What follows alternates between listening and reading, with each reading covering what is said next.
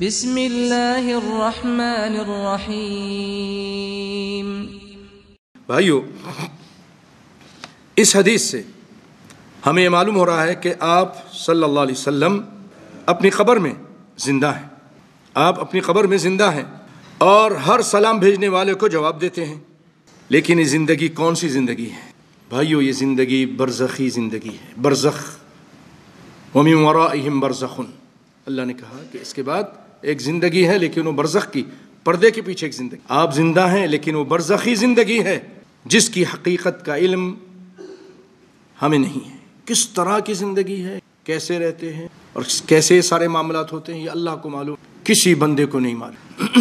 اس لیے حیات الانبیاء کا مسئلہ تو اپنی جگہ صحیح ہے، لیکن اس کی بابت یہ دعویٰ کرنا غیر صحیح ہے کہ یہ حیات جو وہاں کی برزخی زندگی ہے دنیا کی زندگی کی طرح ہے، یہ دعویٰ غلط ہے اور یہ بے بنیاد بات ہے جو کہ قرآن اور سنت کی تصریحات کے خلاف ہے۔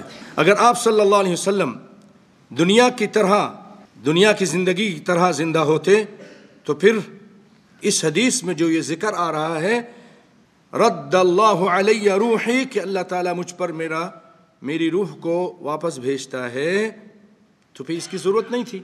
آپ خود سوچئے نا، پھر اس کی ضرورت نہیں تھی۔ کیوں؟ کہ جب وہ دنیا کی زندگی کی طرح زندہ ہیں جیسے بعض لوگ سمجھتے ہیں، تو پھر روح کو بھیجنے کی کیا ضرورت ہے؟ تو زندہ ہی ہیں۔ اگر آپ اس حدیث کو مانتے ہیں تو پھر یہ ماننا پڑے گا کہ آپ کے جسم پہ روح اس وقت نہیں ہوتی، اور ایک برزخی زندگی ہے جو اللہ نے دی ہے، اور رب العالمین جواب دینے کے لیے آپ کی روح کو واپس بھیجتے ہیں۔ اور باقی یہ اشکال جو لوگ پھر پیش کرتے ہیں کہ بھئی دنیا میں تو ہر وقت اور لاکھوں کروڑوں لوگ مسلمان آپ پر بے شمار درود و سلام بھیجتے رہتے ہیں، تو یہ وقفے سے رد روح کس طرح ممکن ہے؟ کوئی ایک اشکال پیش کرے کہ بھئی لاکھوں آدمی بھیجتے ہیں، ابھی بھیجا، فلاں بھیجا، یہاں سے بھیجا، وہاں سے بھیجا، ایک جگہ اگر رات ہے تو دوسری جگہ صبح ہے، دن ہے، تو لوگ تو بھیج رہے ہیں، تو روح کیسے واپس آتی ہے؟ وہ تو ابھی ختمی سلسلہ نہیں ہوتا کہ پھر دوسرا آدمی بھیج دیتا ہے۔ تو بھائی یہ مسئلہ اللہ کے علم میں ہے، کس طرح روح کو بھیجتا ہے، کب نہیں بھیجتا ہے، کس ٹائم بھیجتا ہے، کیا اس نے کوئی ٹائم مقرر کیا ہوا ہے، کیا لوگوں کے درود و سلام کو جمع کیا جاتا ہے، ایک وقت میں بھیجا جاتا ہے؟ یہ سب کچھ اللہ کے علم میں ہے، ہمیں نہیں معلوم ہے۔ اور جس چیز کا قرآن و سنت کے بارے میں ہمیں نہیں علم ہو، ہمیں اس میں خاموش ہو جانا چاہیے۔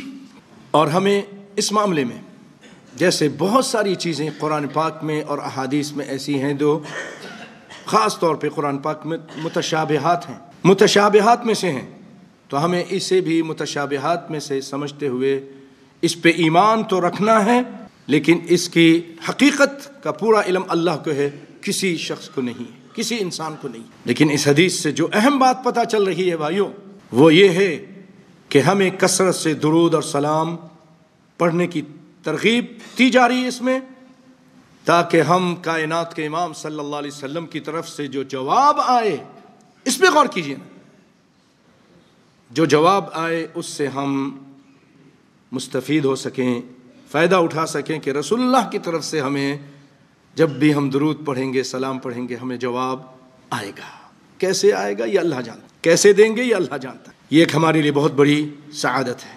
ایک چیز یہ بھی ذہن میں رکھیے کہ درود و سلام سے مراد وہی درود ہے جو اللہ اس کے رسول نے بتایا۔ رسول اللہ نے کس طرح اپنے صحابہ کو سکھایا، وہ درود پڑھیے۔ یہ نہیں کہ آپ خود درود بنا لیں، انڈیا اور پاکستان میں بیٹھ کر یا ایران میں اور عراق میں بیٹھ کر، کوفہ میں بیٹھ کر، کسی علاقے میں بیٹھ کر، نہیں، وہ درود چلے گا جو میڈ ان مکہ یا مدینہ ہوگا، جس پہ کائنات کے امام کی مہر لگی ہوگی، اللہ اس کے رسول کی مہر لگی ہوگی۔ وہ درود، اپنی طرف سے درود نہیں جو آج ہم نے درود بنائے ہیں، درود تاج ہے، درود لکھی ہے، درود ہزاری ہے۔ آپ خود ہی اندازہ کیجئے کہ یہ اس کے نام سے پتہ چل رہا ہے کہ یہ درود جعلی درود ہے۔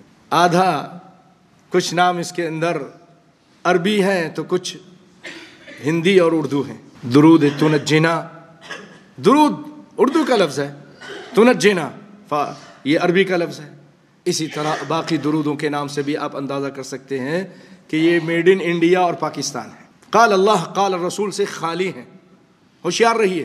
اور بھائیو، آپ جب ان درود جو آج ہمارے ملکوں میں پیش کیا جا رہا ہے، پڑھا جا رہا ہے، اس میں سے اکثر میں آپ دیکھیں گے شرک بھی، نبی کو پکارا جا رہا ہے، نبی کو وہ صفات دی جا رہی ہیں جو اللہ کی صفات ہیں، نور من نور اللہ کہا جا رہا ہے، صلاۃ والسلام علیک یا رسول اللہ، صلاۃ والسلام علیک یا نور من نور اللہ، اللہ کے نور میں سے نور، جب کہ اللہ تعالیٰ فرماتے اللہ احد اللہ الصمد لم یلد ولم یولد ولم یکن لہ، اس کا کوئی جز نہیں، یہ آپ کیسے بنا رہے ہیں؟